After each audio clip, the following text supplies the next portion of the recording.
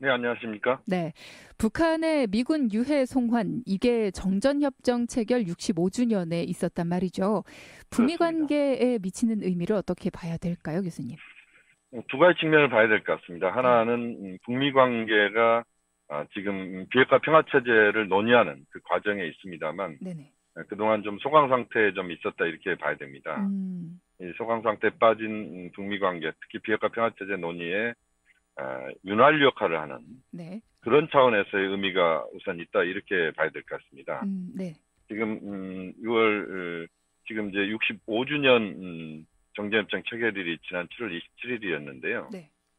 북한 쪽에서는 지금 종전선언에 대한 요구를 계속하고 있습니다. 네.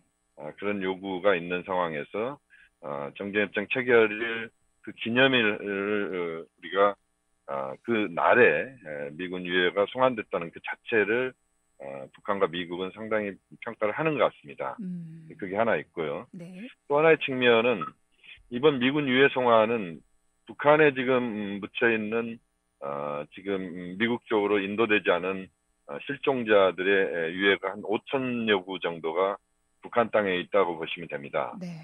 그러니까 이번 유해 송환은 그 전체 5천 한 300여 구 남은 유해 중에 1%가 이번에 미국에 인도된다라고 보시면 되거든요. 음, 그래서 앞으로도 지속적으로 유해 발굴 사업이 이루어질 가능성이 높아졌습니다. 네네. 그래서 이제 그 자체가 북미 관계의 끈을 이어주는 지속적으로 이어주는 그런 역할을 한다. 그런 점에서도 이번 유해 송환 사업은 그 출발점이다라고 하는 점에서도 큰 의미가 있다고 봐야 될 것 같습니다. 네. 출발점으로서도 의미가 있고 또 약간 소강 상태에 있었던 북미 간의 비핵화 발걸음에도 윤활유 역할을 하지 않을까라는 말씀도 해주셨습니다. 네네.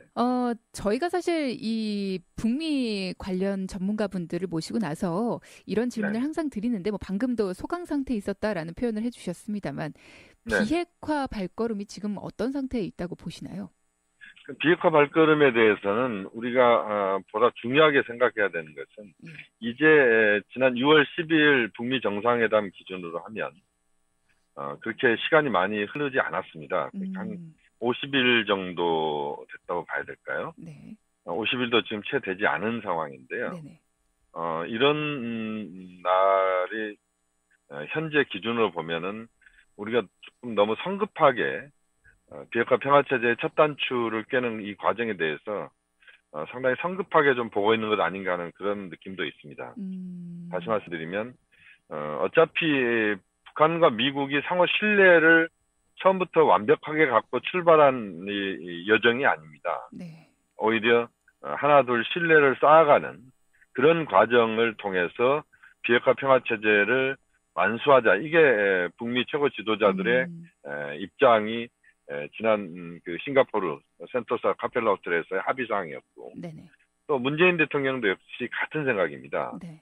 그렇기 때문에 지금 이 여정 자체를 우리가 전체를 놓고 보면 그 과정에서 삿바 싸움은 불가피하다 이렇게 봐야 되고 네.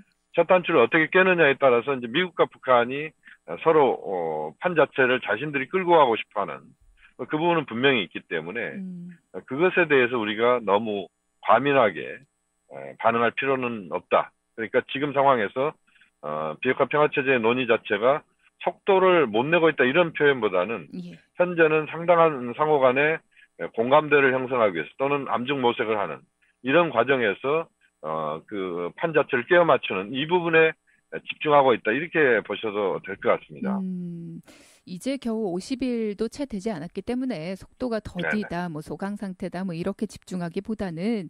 우리도 지금 이루어지고 있는 것들에 함께 힘을 모으는 게 더 중요하다라는 말씀 그렇습니다. 해주셨고요. 예. 근데 사실 언론도 그렇고요, 세계에서도 그렇고, 미국도 네네. 그렇고요, 이 신경전 벌이고 있는 거, 삿바 싸움 이 부분에 네. 좀 더 집중을 하고 있는 것 같습니다. 네네. 이번 유해 송환에 대해서도 북한 측에선 전혀 언급이 없지 않습니까? 아마 지금 유해 송환에 대해서 북한이 언급을 안 하고 있는 것은 네네. 유해 송환 이후의 후속 조치, 특히 미국이 어떤 식으로 음, 행동하느냐 이것을 보고 거기에 대해서 그 유해 송환 문제에 대한 표현을 대외적으로 할 가능성이 높다 이렇게 봐집니다. 네.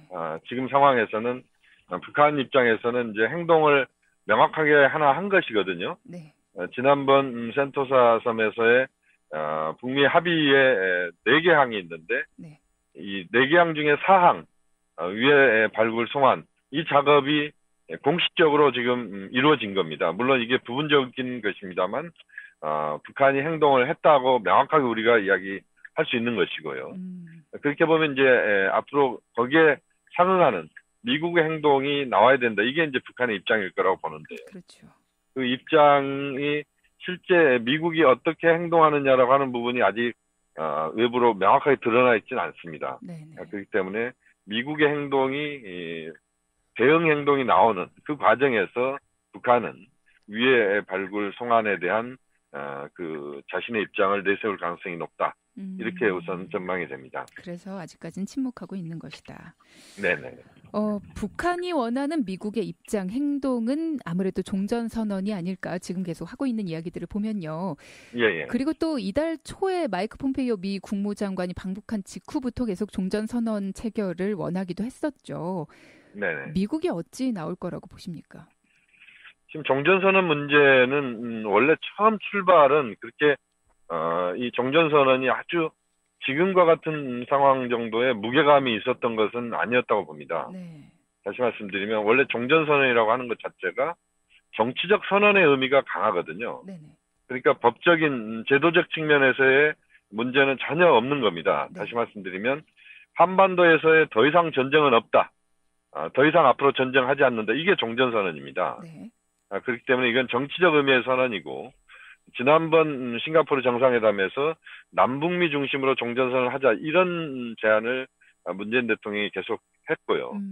그 과정에서 미국과 북한이 아주 적극적으로 호응은 하지는 않았던 것 같습니다. 네. 그런데 이제 그때가 중요한 하나의 기회라고 봤는데 그때 이루어지지 않고 이후에 이제 북미 관계가 삿바 싸움을 벌이는 과정에서 종전선언의 무게감이 훨씬 커져버린 겁니다. 그 과정에서 이제 북한은 미국이 줄 수 있는 것은 지난번에 지금 한미 군사훈련 중단 네네. 이게 지금 미국이 주는 하나의 선물이었다 이렇게 봐야 되는데 네.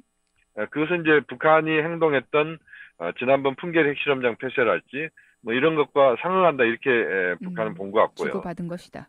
그렇습니다. 예. 지금 이제 현재 북한의 행동은 동창리 ICBM급 미사일 시험장의 일부 폐쇄가 지금 진행되고 있습니다. 네네.